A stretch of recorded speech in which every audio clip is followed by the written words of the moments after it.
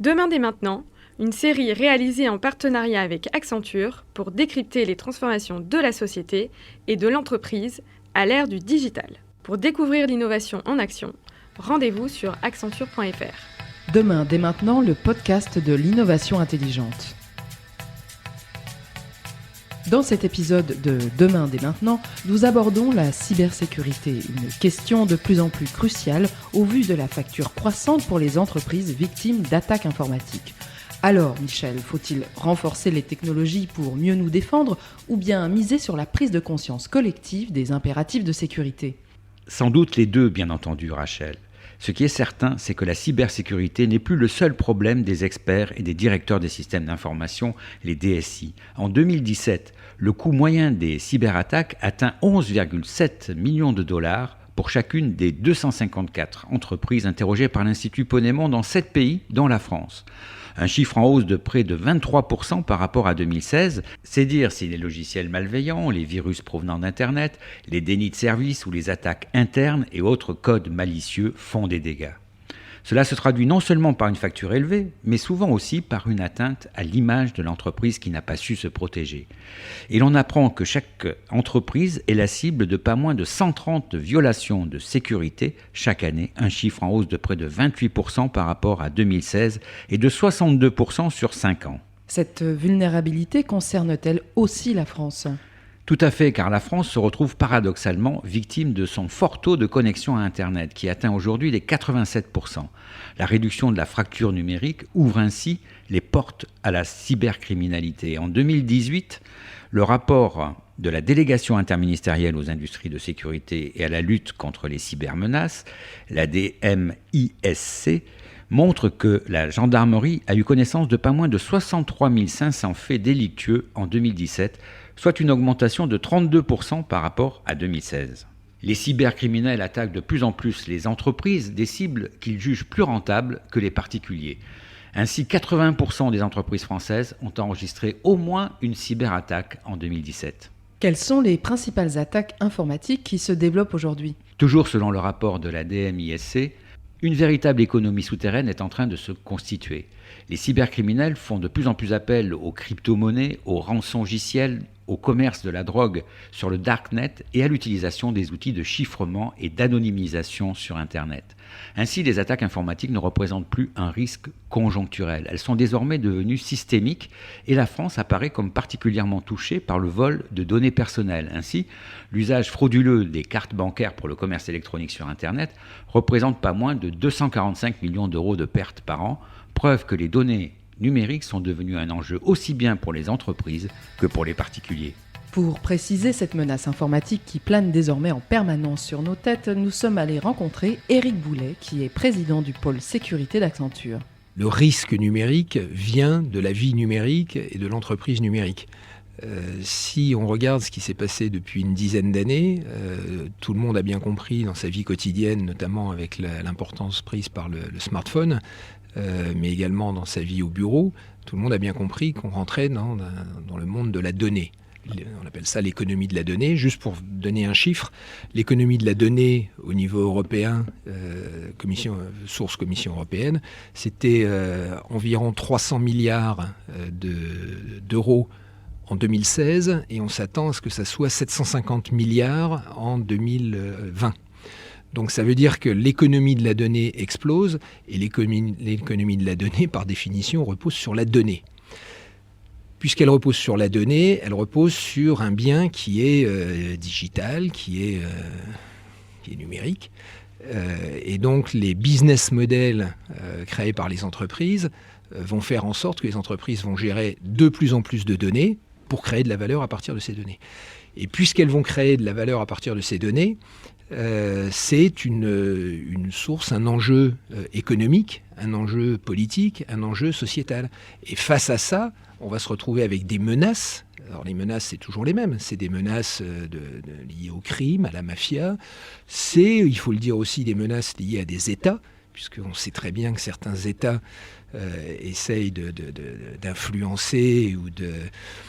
finalement, on pourrait parler de cyberguerre, puisque ce terme a été utilisé il y a quelques années par notre ministre de la Défense.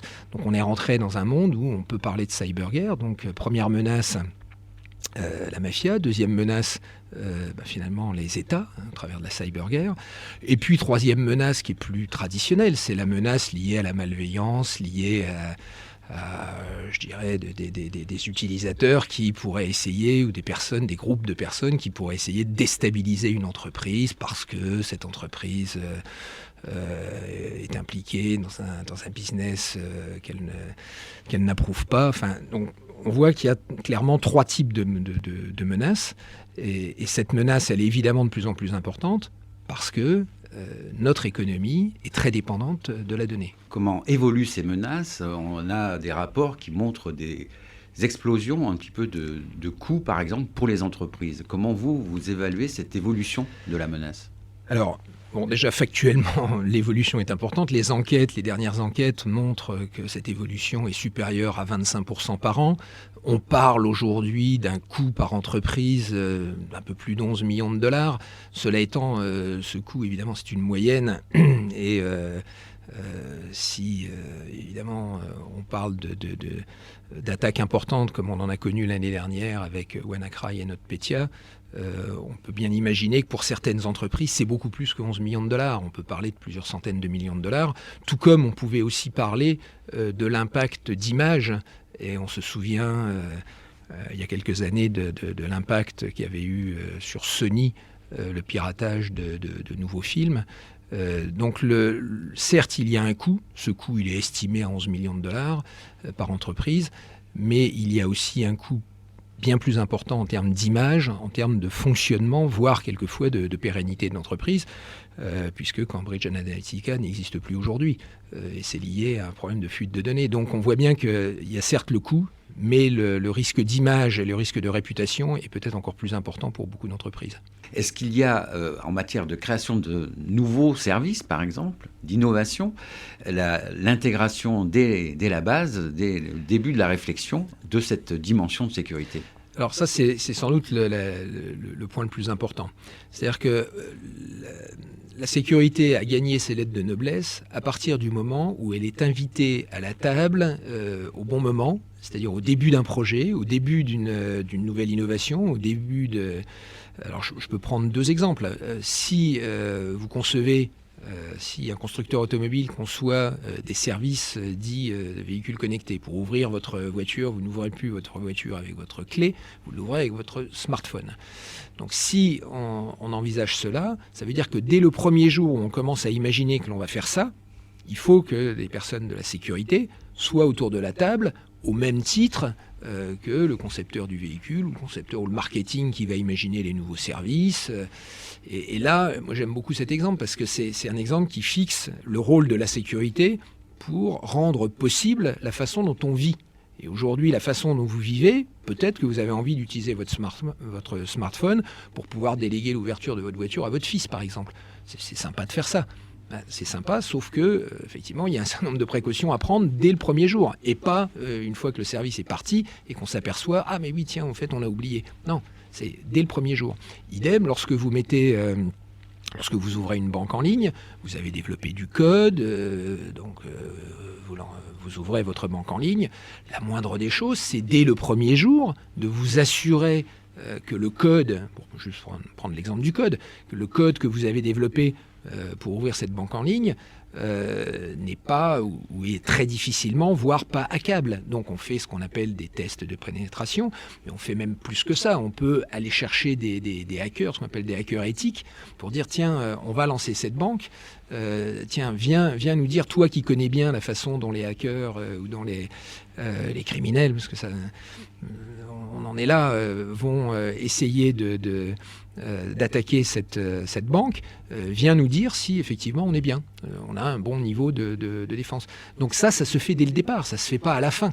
C'est-à-dire que c'est au moment où on a commencé à développer, on met ce qu'on appelle d'ailleurs, il y a un terme barbare, DevSecOps. DevOps, c'est développer de manière agile. DevSecOps, c'est développer et apporter la sécurité de manière agile. Et moi j'aime bien cet exemple parce qu'il montre bien que la sécurité n'est pas là pour dire « Ah non, vous ne pouvez pas être agile ». Non, vous pouvez être agile à partir du moment où vous travaillez très en amont de tout nouveau projet projet d'automobile, projet d'automobile connectée, projet de banque. Vous travaillez très en amont pour dire j'ai participé à ce projet, j'ai vérifié qu'effectivement tout était bien sécurisé. Alors, quels sont les nouveaux moyens mis en œuvre par les entreprises pour faire face à une menace qui évolue et qui devient de plus en plus sophistiquée ? Il faut se mettre au niveau. C'est comme en Champions League. Vous faites un match en demi-finale, il faut être au niveau de la demi-finale ou de la finale. Les attaquants ont aujourd'hui des moyens considérables, particulièrement s'ils sont financés par des États, par la mafia. Soyez sûr qu'ils ont les meilleures technologies, les meilleures compétences. Et donc la première chose à faire, c'est de les connaître. Donc c'est ce qu'on appelle la threat intelligence, c'est-à-dire de comprendre finalement quel est le niveau, les habitudes et les moyens utilisés par les attaquants. Et face à cela, c'est de changer la façon dont on va répondre. Et donc, c'est d'utiliser la technologie, d'utiliser les nouvelles technologies, des plateformes de supervision et des plateformes de réaction qui sont basées maintenant sur de l'intelligence artificielle, sur de la robotique, pour apprendre finalement et comprendre qu'est-ce qui est en train de se passer, faire des corrélations entre des milliers, voire des millions d'événements. Et aujourd'hui, la taille de ces menaces et la complexité de ces menaces ne peut plus être traitée uniquement par des opérateurs, aussi brillants soient-ils. Il faut toujours des opérateurs, mais ils ne peuvent pas traiter ces menaces et identifier ces menaces sans un recours de plus en plus fréquent et absolument indispensable aujourd'hui à des plateformes très très évoluées, encore une fois, qui reposent sur l'intelligence artificielle de plus en plus et sur de la robotique depuis 2-3 ans. Éric Boulet, merci beaucoup. Merci à vous. Merci à Éric Boulet pour ce panorama instructif des enjeux que représente aujourd'hui la cybersécurité ainsi que des mesures nécessaires pour nous protéger des attaques informatiques. Nous vous donnons rendez-vous la semaine prochaine pour un nouvel épisode de Demain dès maintenant, le podcast de l'innovation intelligente.